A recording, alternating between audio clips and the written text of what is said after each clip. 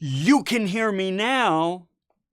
I gotta figure out these buttons. Leave me alone, you're mean. I was saying that Luke was saying that the music really set the tone for the class, but that makes me think I need to change the music because the class won't be nearly as exciting as the music. But I'm going to do my best to make it work. Yes, you can hear now. You don't need to know. I had a mute button clicked. You know, it's one thing when you're doing freaking Zoom and all you need to worry about is your camera and your microphone. Well, I've got 3 cameras set up, 2 microphones, and 3 screens. So, yeah, it's fun to keep track of. Hey, welcome to our first live stream, folks, for our business communications course. The majority of you are students in the class. Fantastic. Welcome. I'm really enjoying reading and watching your introduction video, so thank you very much for doing that. And of course, anyone else who has joined, welcome. Welcome. So, you know what? I'm going to go ahead before we get started and kind of point out a few things in what you see on the screen here. You'll notice that, yeah, I just turned on a light. Now, that little light, and actually, I'm going to click another one. Every time I get a cool comment or a good question or somebody interacts with others in the chat and so forth, you're going to see another light come on. And as those lights build up, you see that at certain key points, you get a 1, a 3, a 6, a 10, and all that good stuff. That means that everybody in the stream will get that extra credit. So for example, when we get to 1, that means everybody gets 1 point of extra credit. Well, you might be like, what's a frickin' point? And yeah, I agree with you. But now hold on. The more you comment, then it goes up to 3, then it goes up to 6, then it goes up to 10. It's not quite exponential. Yeah, you have to communicate in a communication class. What the hell, right, Shane? It's not exponential growth, but it is growth, and you will find that the higher it gets, the more points we get. Now, you think about this over 10 lectures, and that's what we're going to be doing in this course with the live stream. 10 times whatever you get, that's some serious extra credit pointage, people, right? So, yeah, Sarah, that is my whole point, is I want to break this whole thing of just sitting in front of a, Zoom camera and just talking. That's not engaging. You don't find that interesting. And so no wonder you don't like the classes. So we're going to fix that. Okay? All right. So that's what we are going to do. So with that, I want to go ahead and take us on over to our lectures. So, let's do this.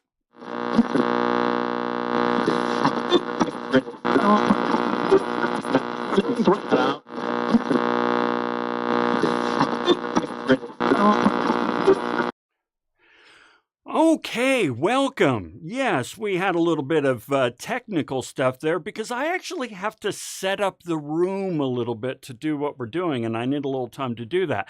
So I went ahead and made that cool thing. Now, back in my day, when I was your age, whenever the television wasn't working because we only had 4 channels, that sort of stuff would happen a lot when you couldn't quite dial it in, so that's why I made that.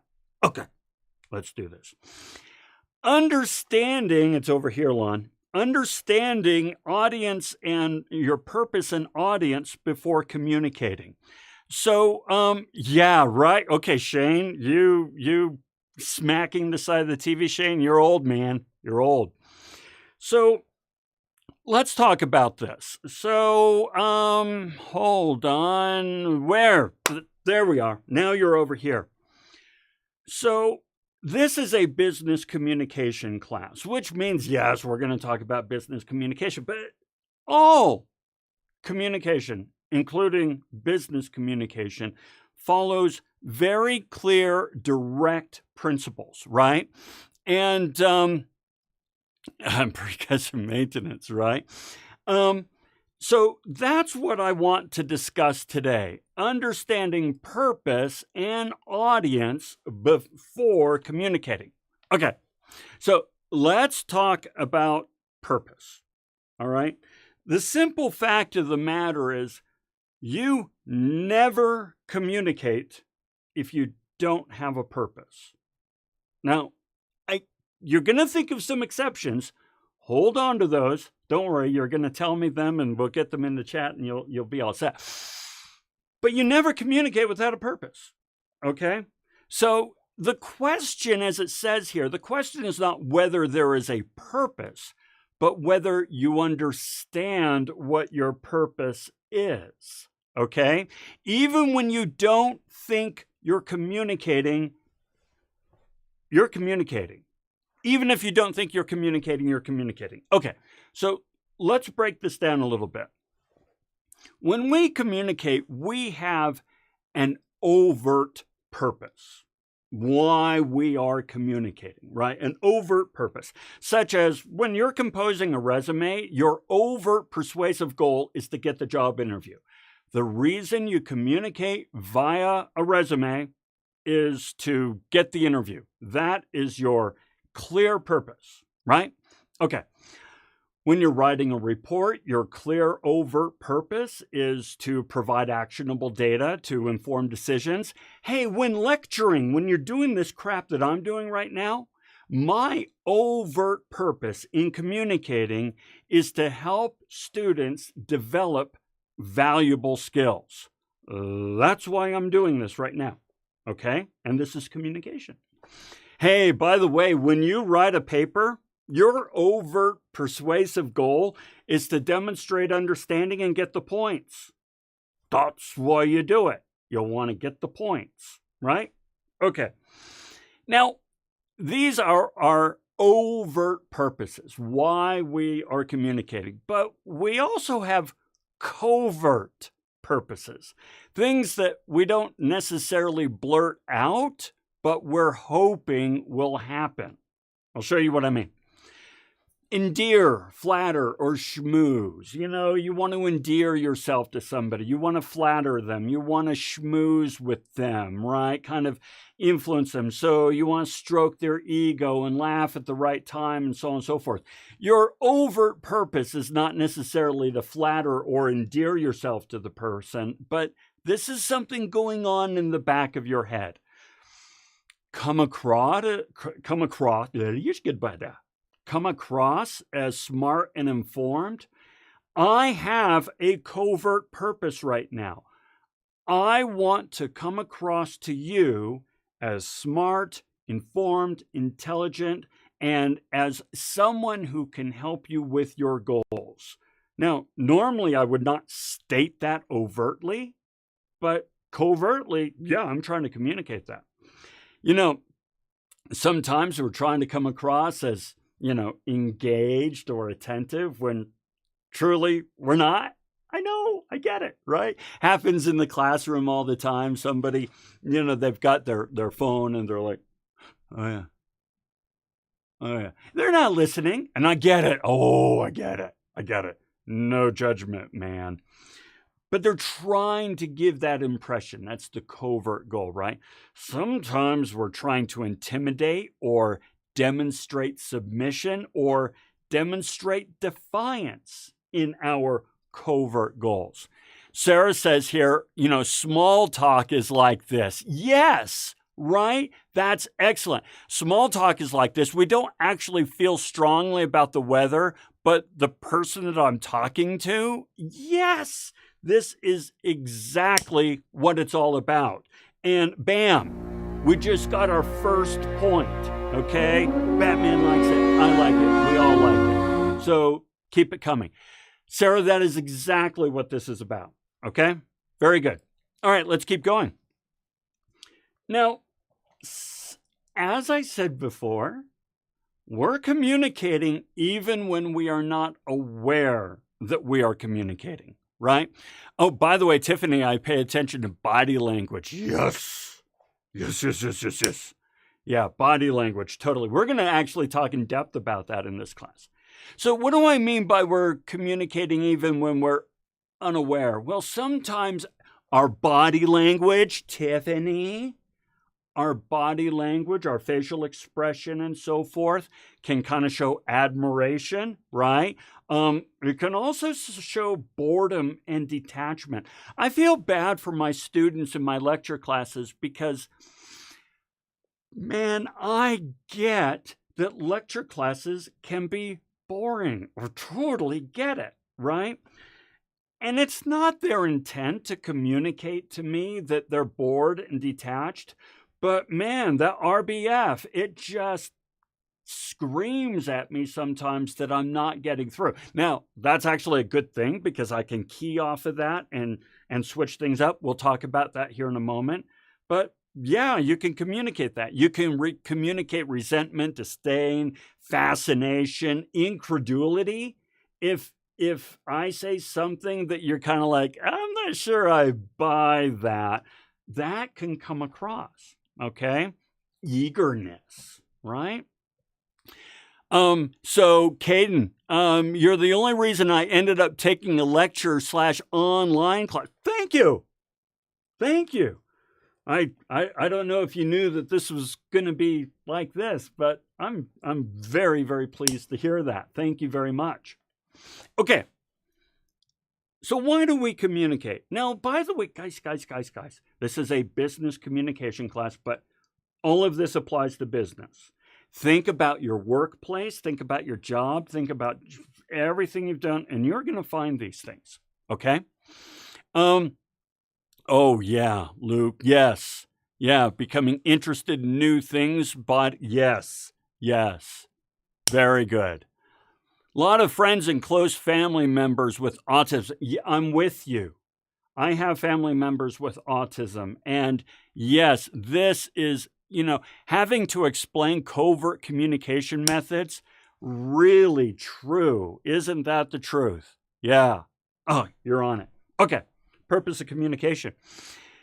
Hey, in general, the purpose of communication is to inform, influence, and affect the attitudes, feelings, and behaviors of others and ourselves for a desired outcome. Okay? So, in other words, I'm communicating with you right now, and I have a desired outcome. And you're communicating with me, and you have a desired outcome. So, let's work through this. Let me show you what we mean. By the way, real quick, cool quote that I really like by an author. People write or speak sentences in order to produce an effect, and the success of a sentence is measured by the degree to which the desired effect has been achieved. And it's not just sentences, it's body language, as you've pointed out, right? It's facial expressions, it's setup. These are all things I am using to communicate with you for a desired effect. Boy, I'm with you, Sarah. I'm with you. Yeah, that deserves the next one. All right. So, and if you know the show, tell me you know the show. All right. So, I want you to consider this moment right now. I'm a lecturer, you're a student, right? So let's consider this moment right now. And for this, I am going to get out of the way for a moment. So get out of the way, Alon. Futurama. That's right, Christopher. Absolutely. I love it. Love that show. Okay. So as a lecturer, I want to influence you, and you actually want to be and I want to be influenced by you. So what do I mean? So here, let me show you over here. Let's come on over here. Okay. I want to influence the attitudes and feelings and behaviors of you, my students, by explaining principles and demonstrating issues. But I also want to be influenced by you. I want to observe your responses and your engagement in the material.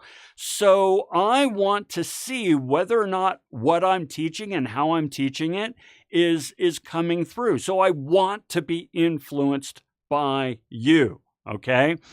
And, oh, by the way, a lot of this setup and everything has been because other students have helped me understand what to do and how to do it. So, yeah, right? Okay. So, get out of the way, Lon. All right. So now, let's come back to the students. You want to influence me. You totally want to influence me. You want to influence the lecturer by asking probing questions, applying the principles, and doing the assignments. And you want to be influenced by, because you want to gather the real world skills that you can use out there, in the marketplace. So, yes, you want to be influenced by me. You are paying me right now to influence you. So, yes, you're influencing me, but you also want to be influenced in return. Goes both ways. Okay, so what does all this mean? Well, the desired outcome for me is, I want to influence the job. I want you to learn and apply this material. I want you to feel entertained and emboldened, like you can pull this crap off and do something awesome in the world. I want to challenge preconceived ideas and explanations, and I want you to view me as credible. These are my desired outcomes in my communications. I want to be influenced by you. I want to feel the energy in the room, even a virtual room like this. I want to gauge what explanations work best to demonstrate the principles. And I want to riff off of you. You're going to say, you've already said lots of cool things, and I want to play with the things that you say. Now, on the other hand, desired outcome of you, the students. What do you want? You want the points, man. You want DOS points. So you want me to give you points. You want me to give you skills. You want me to give you recommendations and references for other programs and so on and so forth. So absolutely. Now, you also want to understand, you want to be influenced, understand the expectations around the points and acquiring new valuable skills and all that stuff. Okay, let's come here. So, Brian, I agree with influence. I work in an atmosphere where I have to influence, yes, a potential customer why they need the service, as well as letting them know that they are in safe hands. This is a tremendous comment. And I want you to, everybody embrace what Brian just said there about influencing the audience and the customer and their needs. Because when we talk about psychographics here pretty soon, that's going to be key. Okay, so role of communication in relationships. Well, here's the thing. We use communication to establish and maintain relationships. Now, sometimes these relationships are purely transactional. I'm buying this, you're selling this, and so on and so forth. But it doesn't matter what the relationship is, a romantic relationship, a transactional relationship, friendship, family, you name it. It's all based in communication. We want to build trust, loyalty, and admiration. Yes, we really want to engender these things in others. And we want to ensure the strength of a cohesive community. We need each other. You need me, I need you. We all need one another, and communication is the glue by which we form, maintain, and strengthen these community bonds. Okay? And this starts from the day we're born. I know we're talking about being born, but hang on, we're going to bring it to business. From the day we're born, we're trying to discover ourselves in the context of society, discover and project our self-concept. So think about this, right? Our self-concept. I'm old. I've been on this earth for over half a century, and I am still trying to project my self-concept. You see by my background and the way I do things and so forth, I enjoy, I get into the kind of the industrial look, the aesthetic, the way I keep myself, the way I speak, and the things I try. I have a self-concept that I am an innovative, engaging, experimental professor. Well, now, the way I communicate, hopefully, is projecting that self-concept. Well, you're doing the same thing in all of your communications. You're projecting a self-concept, right? And it started from the time you were babies. Sarah, yay, baby. Yeah, babies can learn to sign before they can produce words. And babies that sign tend to go through the same terrible, they don't go through the same terrible twos. It's so true. Babies, animals, and so on and so forth can totally read us. We're going to talk about that a ton in this class. Ariana never thought about being born and communication in the same sentence. I'm glad to hear that's a new idea. But we do. The moment we're born, the moment we're born, we're crying, which is the very first communication any of us ever uttered was, "What the F? Holy hell." And we started crying. Okay? All right, let's come back to from day we're born, right? So we want to build relationships with others. You're over here now. You're not over there. You're over here.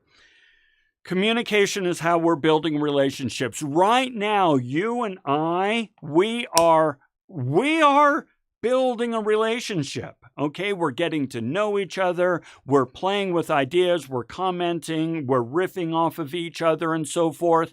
And this relationship will build and grow over the course of the semester.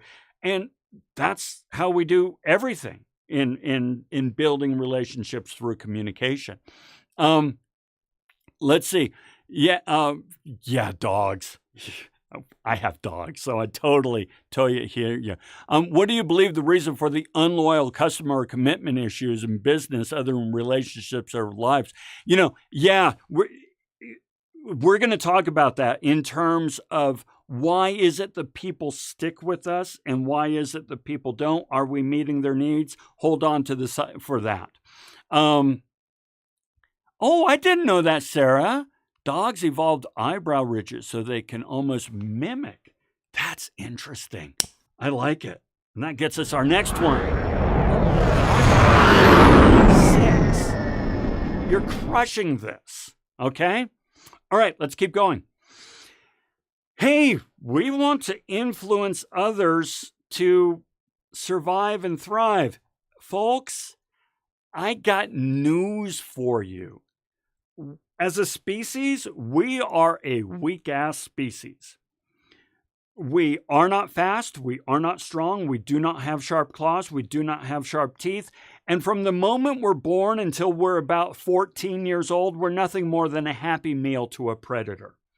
Which means in order for us to survive and thrive as a species, let alone as an individual, we need each other. We really need each other. Communication is how we do this.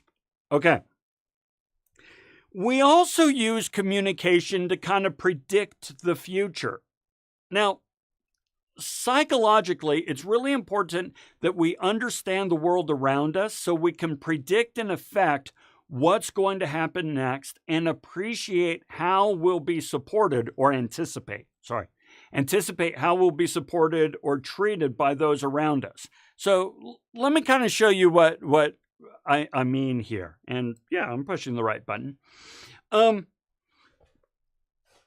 In your software, in your OS, in your operating system, in the background of your operating system, and I'm seeing lots of cool comments, so I'm sorry. I'm not going to read them all, but you're getting points. In your operating system, you are constantly asking the question, what's going on? In Every situation, you are constantly assessing what's going on.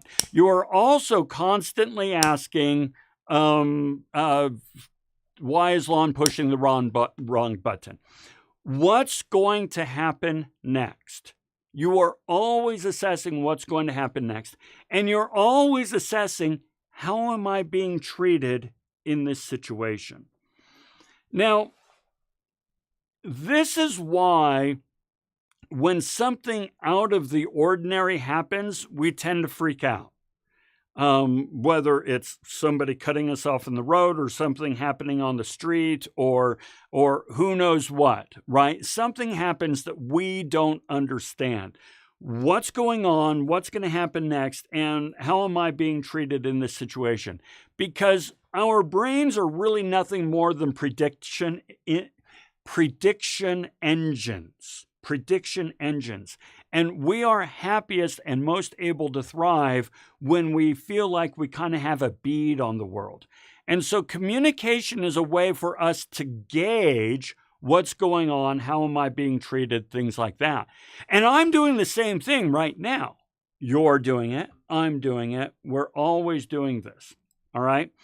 Now, in terms of how am I being treated, the way people communicate with us lets us know if our sense of self-being is being enhanced, diminished, or even threatened in every situation. Think about the workplace. I am going to posit to you, all right, that when it comes to the workplace, you are always wondering this in the back of your mind. You're wondering, how am I being treated? Am I being respected? Am I being appreciated? Is my sense of self-being being enhanced, diminished, or threatened? This goes on all the time, but in the workplace, it's kind of front and center. So, yeah, this is how we kind of find our place in our community, and the workplace is nothing more than a community, okay? Which brings me to, what is my status in the community? We are constantly assessing, gauging, and trying to positively affect our standing in the community through communication, okay? I can't say it any other, well, I can say it lots of other ways, right? En français, ou nihongo.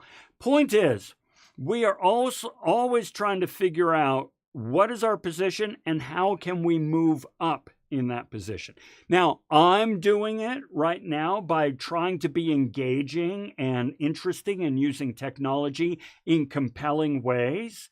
And that is my way of trying to move up your ladder of respect and admiration so that you listen to what I have to offer, take my classes, recommend my classes, things like that. You're doing the same thing. You're making comments. And by the way, perception of their reality. Yes.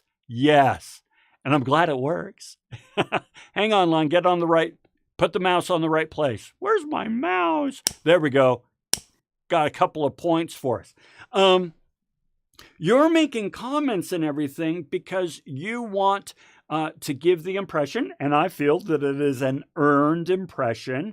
You want to give the impression that you're engaged, that you're listening, that you're thinking about this, that you're contributing and so forth.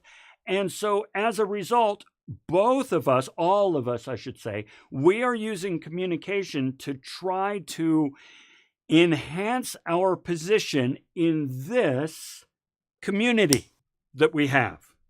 Okay, I pushed the wrong button, but that's okay. I'm going to leave it. All right. No.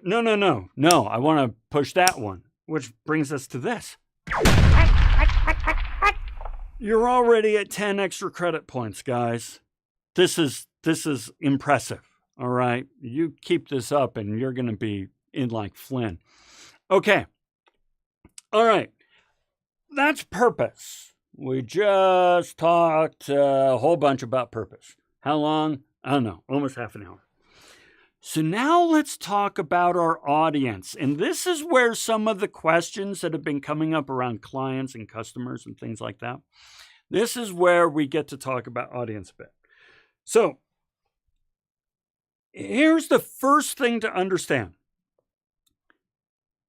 purpose decides the audience.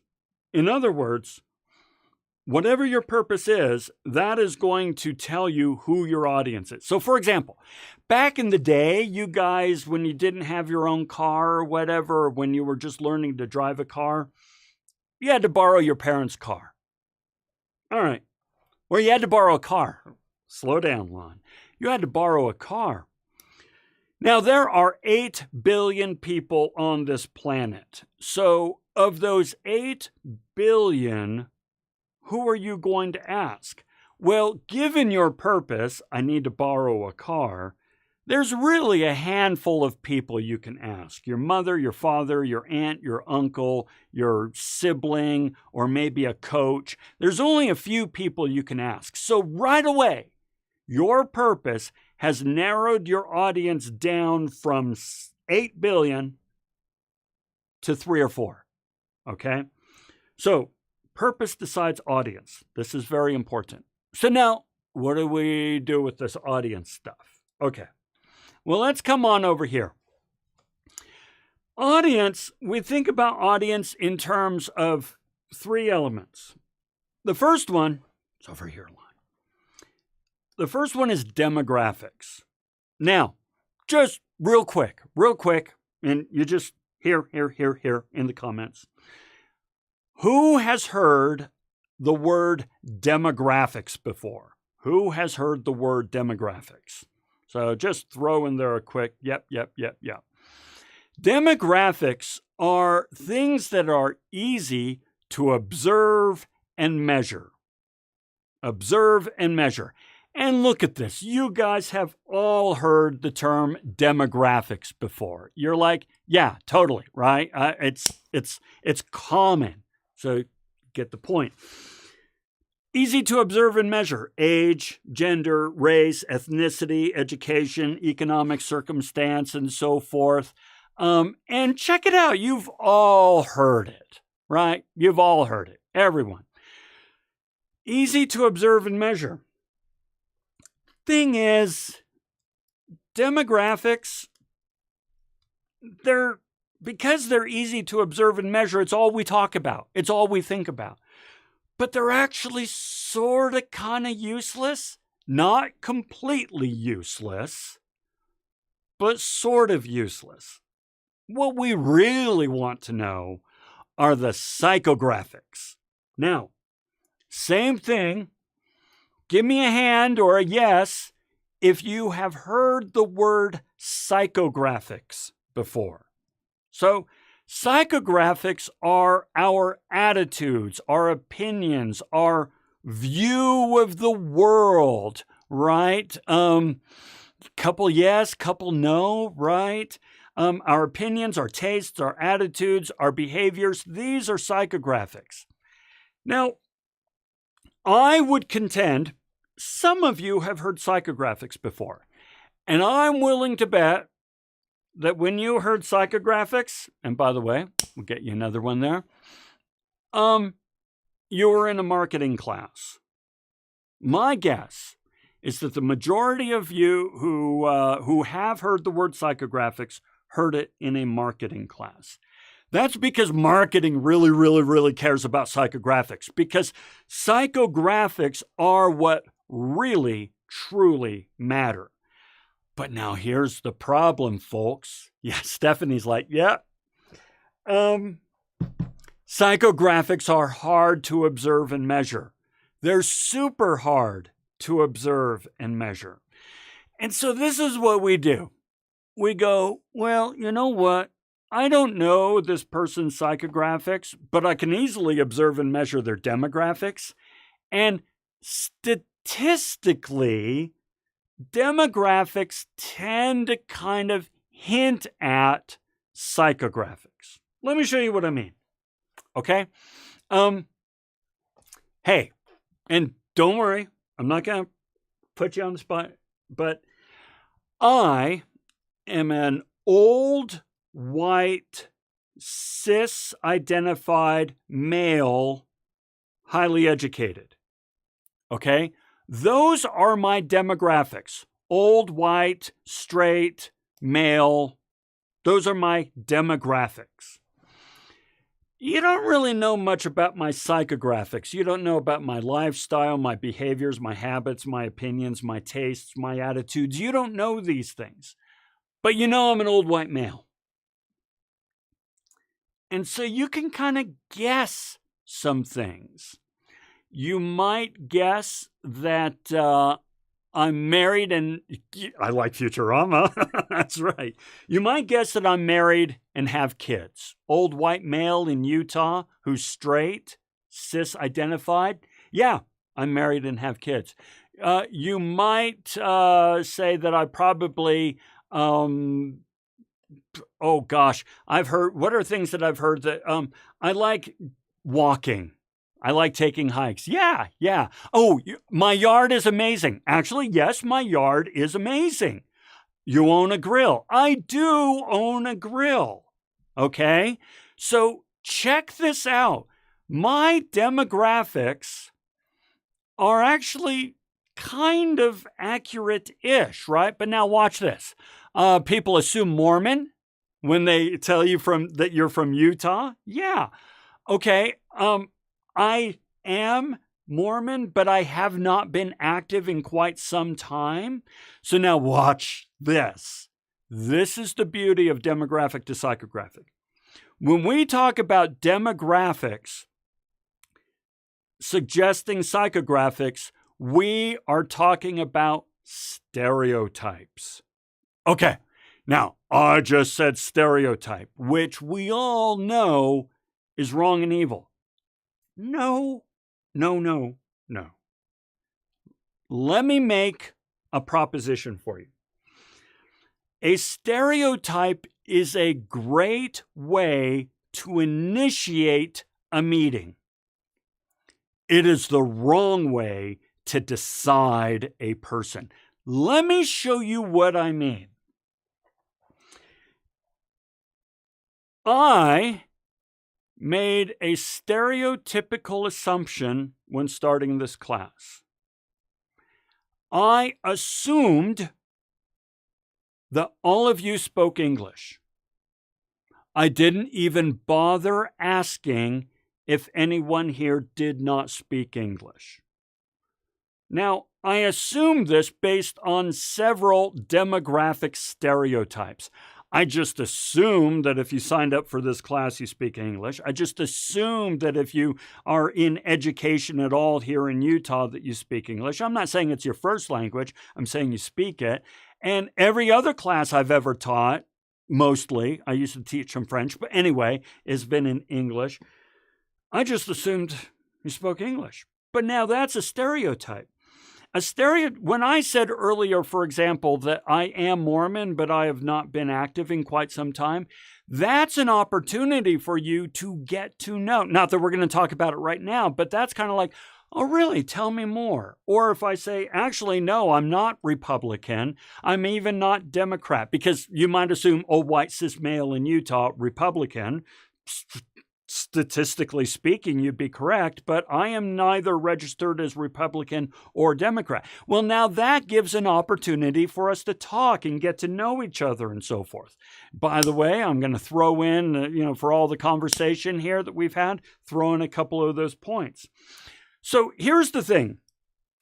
Demographics are a backdoor to psychographics, but it's really a way for us to start understanding the person better rather than just deciding, oh, well, Lon is an old white male, so that tells me that if I ever have to skip a class because I'm going off to Burning Man, he's not going to let me make up the assignments because look at him. He's this old conservative white male in Utah. He probably thinks that in Burning Man that we're sacrificing babies.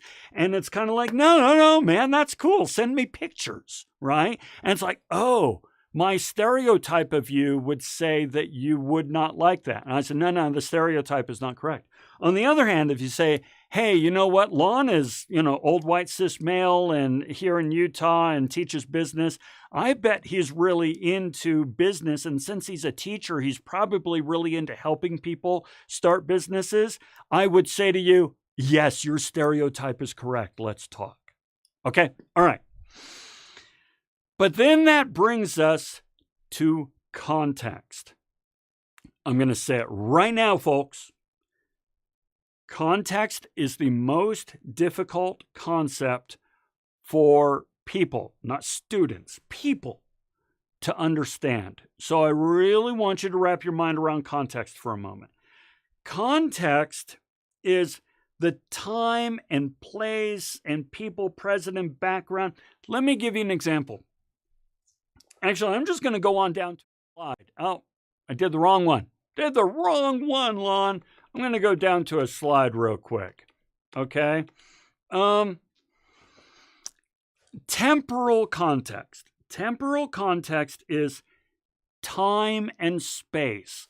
How does the time and space affect the nature of the communication? So, for example, hey, you know what? This class is on Tuesdays at 11:30. Tuesday isn't a big deal, but 11:30? Dude, that's freaking lunchtime. And so you are probably a little hungry right now. Odds are you're eating at your desk. Okay, so that tells me that in terms of communicating, as the communicator, I need to understand that you are a little bit tired, you're hungry, called it out, right, Shane? I'm telling you, right? Hey, we got our next one. So, you're tired, you're hungry, you're eating, which means you are unable to fully pay attention. This is not a slam, folks. This is not me dissing you. This is me understanding the temporal context that right now you are not fully there because you're hungry and you're eating and so on and so forth, middle of the day. I need to account for that, which means more just bam animation to get you focused, right? I'm screwing around, but you get it. Physical context. All right, physical context is how does the physical environment affect our communication right now? So right now, at this very moment, we're on a live stream. Well, now this means that it's a little bit different environment. You guys are making great comments in the chat section, right? But that means I cannot see your faces. I cannot see your facial expressions, your gesticulation, and so on and so forth, which means, okay, and since I'm on this medium, it means I need to amp up my energy. Now, truth of the matter is I'm always at this level. But the point is, when you are in a visual medium and an audible medium, you need to really make your voice go up and down, articulation and intonations. You need to be animated. You need to be engaging because you folks are freaking staring at a screen and that's boring as hell. That is me understanding the physical context, okay? It's some time for video games. Oh my gosh. Yeah, hard to pay attention, right, Tiffany? Yes, yes, yes. And by the way, thank you, Tiffany, for the honesty. I get it. So if anybody were to say, oh no, I'm 100% engaged and paying attention to everything you'd say, I'd be like, oh my gosh, no, you're not. I know it. Don't say it, right? I get it. Therefore, it's incumbent upon me as the communicator to make it interesting. Okay, social context. Social context is, okay, in this environment right now, I am the teacher and you are the student. That would be the one. Well, thank you, Shane. Thank you. Okay, social context. I'm the teacher, you're the student. Which means there are certain expectations in this communication sphere. However, after this class, I'm not the teacher and you're not the student. You're the sibling, you're the son, you're the daughter, you're the spouse, you're the friend, you're the employee, you're the citizen. You are many, many, many things in many, many, many social arenas. The only reason at this moment that I am the teacher and you are the student is because you have signed up for this course or you've chosen to attend the course. And I just, oh, Mom, right? Yes, thank you. That gets one. And I am an expert in this field. On the other hand, later on, somebody might reach out to me and say, hey, I have some ideas for your live stream, or I have some things this, or hey, I noticed that this tech didn't work. I can help you. In which case, the roles would be reversed. I'd be the student, you'd be the teacher. The social situation is the social context, right? Context within text messages or direct messages or on social media can be unbelievably hard task. Oh my holy hell. Yes, Luke. Yes, you're so right. Yeah, social media in general can be just crazy hard in that regard. Okay. Then we have cultural context. Cultural context, yes, it can be because of international, right? I'm from the U.S., and this is real. So I'm from the U.S., but I grew up in the U.S., England, France, and Japan, and I also lived for a short while in Malaysia. So yes, we can talk about international cultural context, but there's also cultural context in terms of generation, right? So as an old white male, I have certain attitudes and so on and so forth toward this, that, and the other. And as young, Gen Z and millennials, you have a different attitude toward things. And these generational cultures can clash. And so there needs to be a context.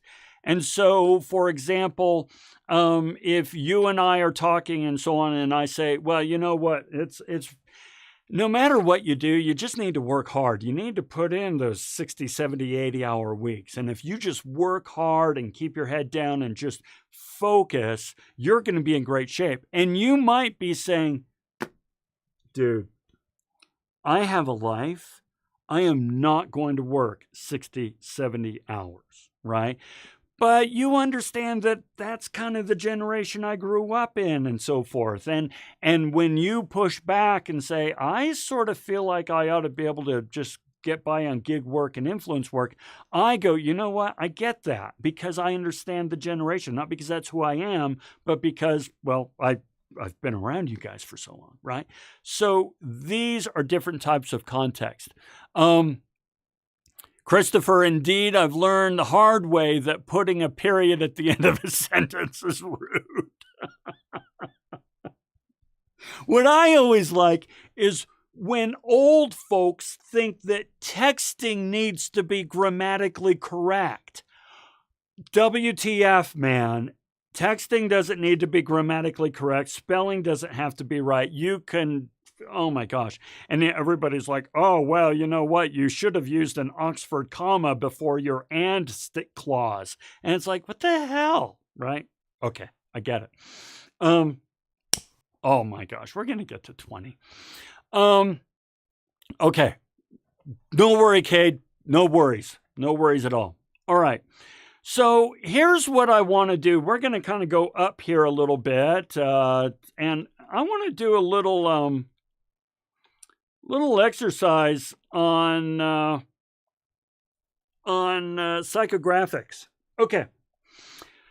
I'm not going to divide you into groups or anything. I want you to just go ahead and choose your own group, and you, in other words, you choose where you want to be. I want you to think,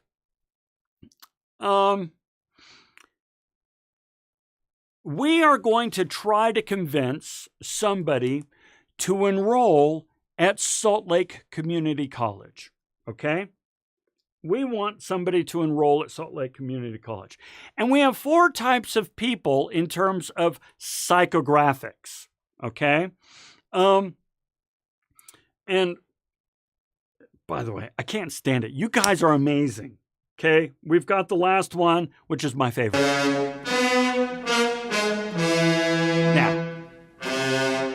if you know that movie, I'm impressed. Okay? Okay. All right. So, an explorer is somebody who loves to explore, discover, try new things, experiment, and just see what works and learn new things. That is an explorer.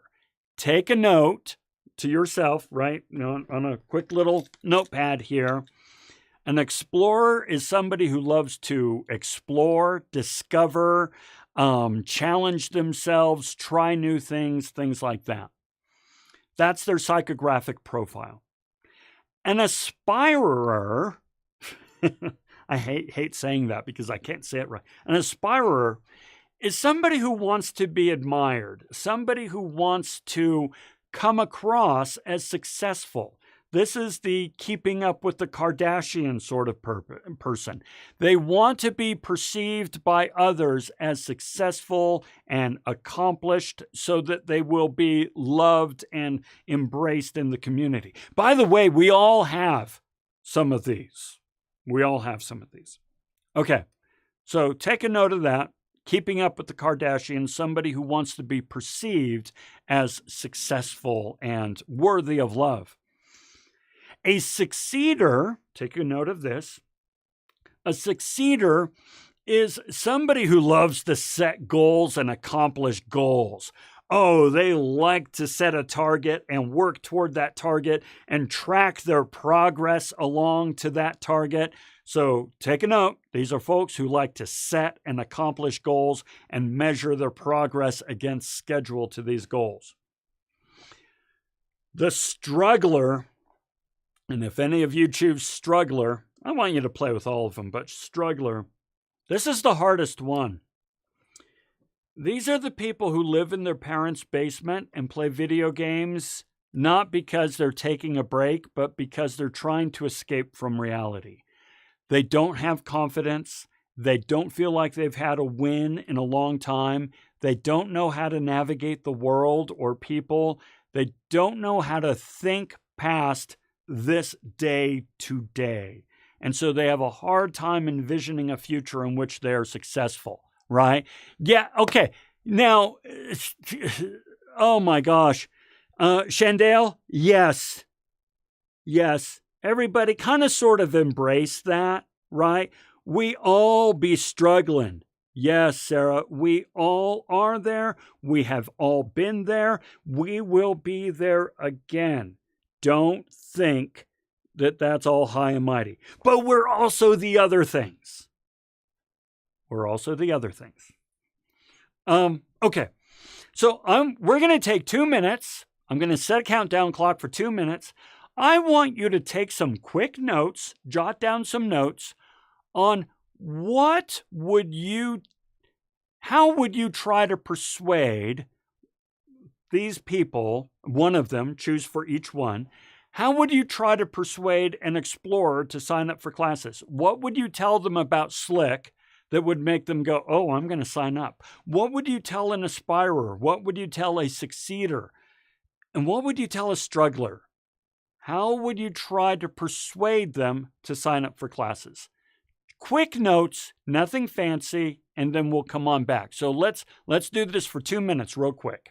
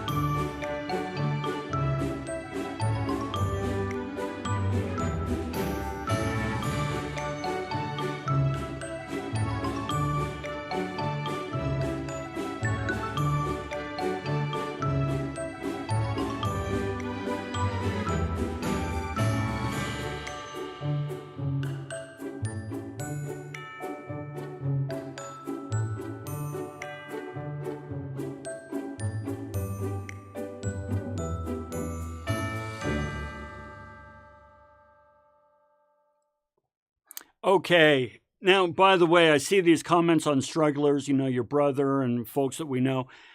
It's so true. I've really struggled with this in my life, not only in terms of me, but in terms of my kids and my students and so forth. So I'm totally there. Okay, so let's start seeing some of these. So explore, struggler, recommend the Summer Bridge program to get them more excited and social mindset.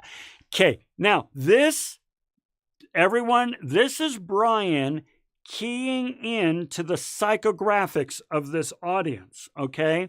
Brian, I'm going to just kind of read into your words here. You recognize that, say, with a struggler, that school can be intimidating. They may not feel that they can really, commit to something that serious for 4 months, let alone 4 years, right? And so you say, hey, man, just the summer program, just the summer, take one class, man, one class during the summer.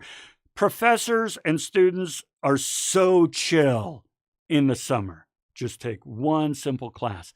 And the explorers, same thing, right, Brian? Is they could try this, try that, that, and the other. Do you know how many classes we offer? It's ridiculous. And you name the industry, we offer classes. Explorers would love that. Tiffany, slick challenges the way you view and do things. Yes, explorers would love this. Tiffany, everyone, this is Tiffany keying in on the psychographics of the audience, okay? She knows explorers and she knows what would psych them up. As we continue to read these, I want you to embrace this thought. Embrace this thought. The message is exactly the same, but the way we communicate it is based on the audience psychographics. This is key. The message is exactly the same. Sign up for classes. But the way we frame the message, the way we communicate it, is all contingent on the audience and their psychographics. There are few more important concepts for you to understand in communication. And you're doing it. I just want you to consciously understand what you're already demonstrating you understand. Shame for the succeeders, widely proven that people who attend college will receive a better education, better GPA, better four-year university, they'll earn more and so forth. Yes. Okay, Sarah. Aspirer, I would put forth how small a lot of the individual classes are. It means that they would more likely stand out. Okay, everyone, I've not heard this one before. I've been teaching this for years. I have not heard this one before, and I like it, right? An aspirer wants recognition. An aspirer wants to be perceived as successful and worthy of love and inclusion, which means they want to kind of stand out in a way. By the way, I'm doing it right now. I want you to perceive me as a worthy professor in this new medium. So no, aspirers aren't just shallow, vapid, oh, is my makeup right? No, it's also guys like me who are trying to set forth an impression and be accepted as a result. I like it. Yes, summer classes are so good. Explorer, says Kate, there are many diverse classes. There sure are, right? Yeah, right. Brian's point is really good. Especially the broad range of classes in the lower cost tuition. Yes. So totally true. Okay, Sarah Struggler. I would say that in part because the classes are much less expensive at community college, there's much lower cost of failure and it's easier to get back on your feet. Yeah, I like it. Hey, and by the way, on that quick note, if you are struggling to pay tuition, if you need financial help, please go talk to our finance office. There is so much help that can be provided. If you are concerned about your education for financial reasons, please go to talk to our finance folks. For strugglers, video games are are fun, and classes at SLCC can help teach you how to take your gaming to the next level. That would be interesting. Do you know we're trying to put together an esports league at Slick? We really are. Help you understand wider audience with your game. Oh, Christopher, that's interesting.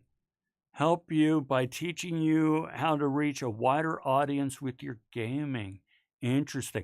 I just started a Discord account so that I could line up with some other folks for gaming. I don't do that much gaming, but I want to do more. So I set up a Discord account so that I can connect with some folks to help me out there.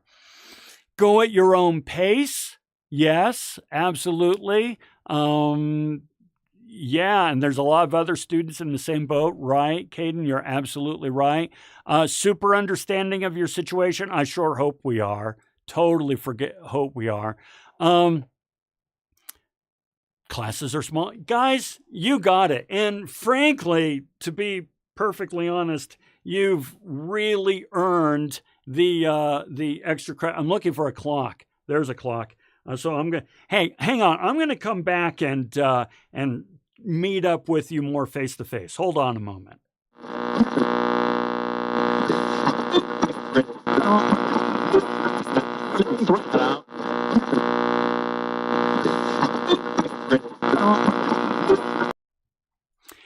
Hey, by the way, I see this last one, online options. Yeah, that's one of the things about strugglers. Maybe you don't want to actually be in an in-person class and you don't want to, you're kind of, wigged out. Online works. Online works.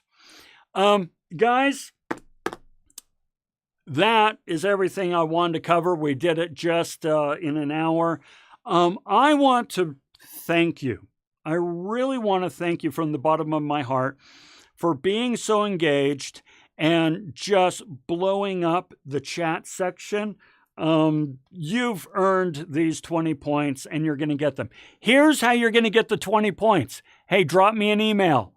Drop me an email and say, here. All you have to do is send me an email and say here, because we've got a whole bunch of funky usernames out there, right? The J. Stanley. I like that. The J. Stanley. That sounds cool. But I don't know who the J. Stanley is, right? So do me a favor. Send me an email that just says here. Do it through Canvas. And I'm going to take care of you. And folks, it means a lot to me because I've actually put a lot. I think it's fairly apparent that I've put a lot of work into this, and I've really studied hard to figure out how to use these various systems and so forth. And it's very rewarding to me to see you guys engaged in that because I know this is a tough medium for you. I really do. So thank you very much. Class dismissed. I'm going to stick around for a moment if you have any comments or questions or if you want to chat in the chat. Otherwise, we are totally set. And I'll see you again next week. Don't forget this week's assignments of the little quiz and the intro video and so forth. Otherwise, you're completely set. All right? Have a great way. Shane, you're welcome. Stan, the Stanley. You bet. And yes, Tiffany, in Canvas. Canvas works. Yeah, totally drop me an email in Canvas and we'll be good. All right. Thank ya. Oh, thank you, Luke. I appreciate it. I really do.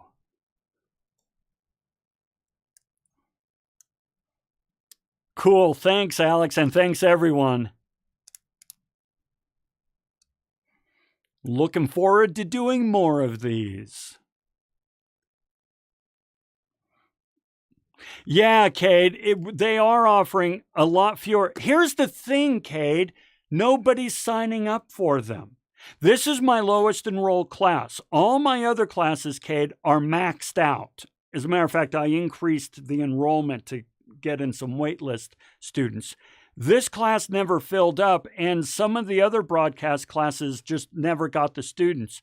So I think students understand that it's a really tough way to engage with the class, which is why I'm trying to do this. So you're absolutely right. Okay. Yeah, Julianne, just go ahead and send it through Canvas. Send it through Canvas and you're all set. Email through Canvas.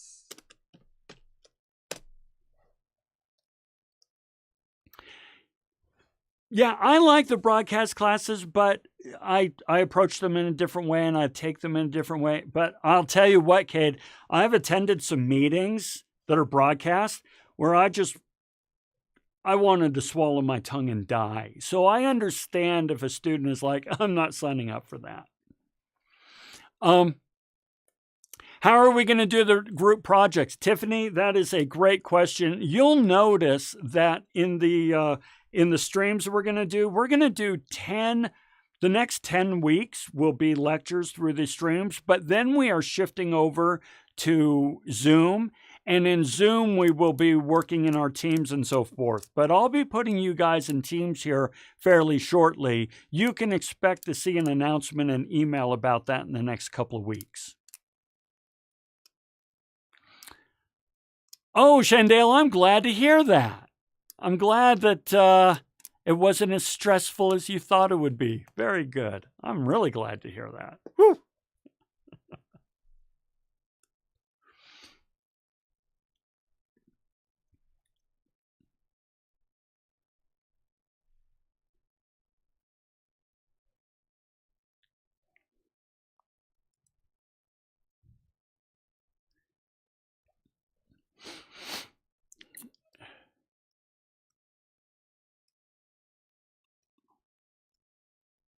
I'm glad you feel that way, Shane. I don't like Zoom meetings, which is why I made it a mission to find a better solution. And even our Zoom meetings will be better, I promise.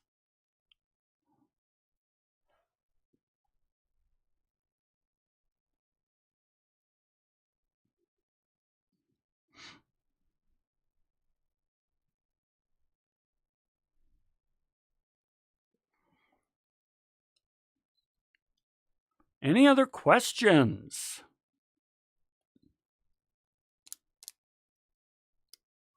I'll be curious to see. Okay, here we go, Shane. I took a criminal justice course online, outdated material. Oh, I hate that. That's why I don't use a textbook. I don't like it when they use outdated material. Oh, I hate that so much. Yeah, no kidding. It would be frustrating to stay engaged. Yeah. Tiffany with extra credit, do we email you our extra credit point? No, you just say you're here and I'll go ahead and add the extra credit. You just send me an email saying that you were here and I keep track of what we've got. I've got this big old 20 points written here. I keep a bug list. When I find an issue during the stream, I keep a bug list, but I keep track of the extra credit and I'll add it every week. So, Christopher, the light bulbs along the bottom, every time there's a comment, and as you can see, if you scroll through the comments in today's class, we had a ton of engagement. And so the light bulbs, oh, I pushed the wrong button here. Let's close this. And I don't know if I'm still going or not because I closed something out. The light bulbs I turn on every time somebody says something or the conversation's really good and so forth. I just add them on and they scale up to different levels of extra credit. So that's what that is. And I'm going to open a window to see if I am still, I guess I'm still projecting. Shane, missed the 1060 class on Wednesday. We'll have a tough time to go. Well, the nice thing, Shane, and you're not that student. You're fine. The nice thing about the way I set up my classes is you can do it 100% online. So if you can come to class, I'd love to have you in class. If you can't make it to class, everything's online and you're not docked points if you don't attend. So don't worry. You're totally fine. You are not that student. You're all right. And I'm going to make sure that I'm still I accidentally closed the window for YouTube, so I got to see if I can get back in there. Let's see here if I go to the live, if I'm still there. We'll see. So Shane, everything's online, right? So we did talk about what is globalization. So that means that the very first lecture, video lecture in Module 1 is what we did in class. So if you follow that, you're totally fine.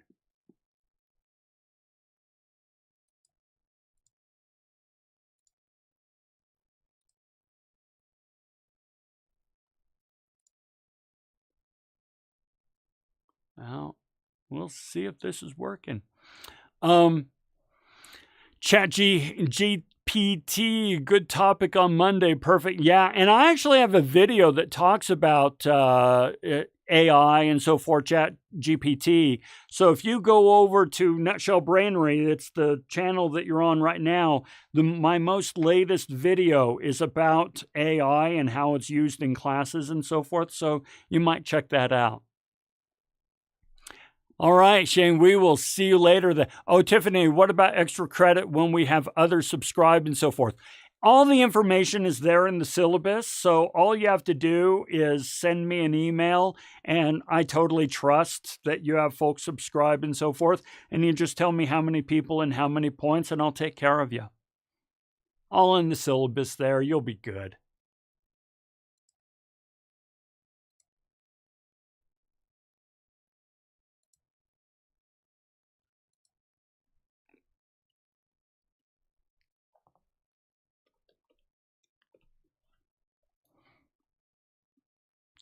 Yeah, I'm trying to find my bride. You bet, Tiffany. You bet.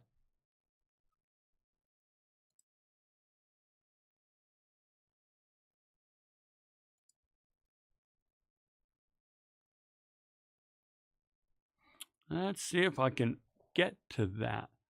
All right, we'll see you next week then. Thank you very much for your participation. It was awesome.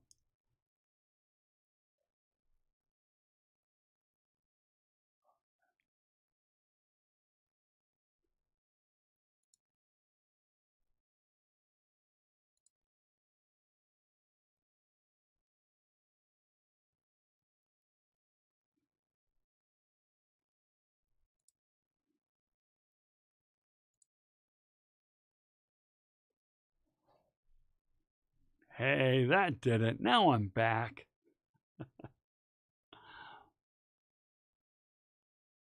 All right, folks, then, if there's no other comments or questions or anything, I'm going to go ahead and sign off, and we will talk to you again real soon. Have a great week.